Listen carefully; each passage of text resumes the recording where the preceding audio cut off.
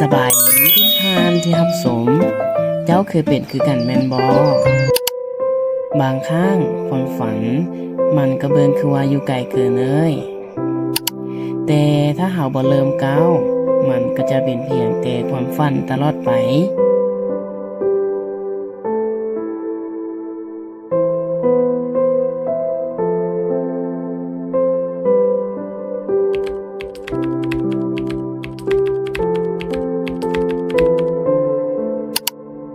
การเรียนรู้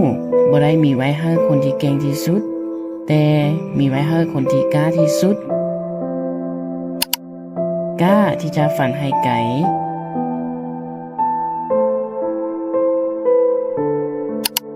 และกล้าที่จะเรียนรู้เพื่อไปให้ถึงความฝัน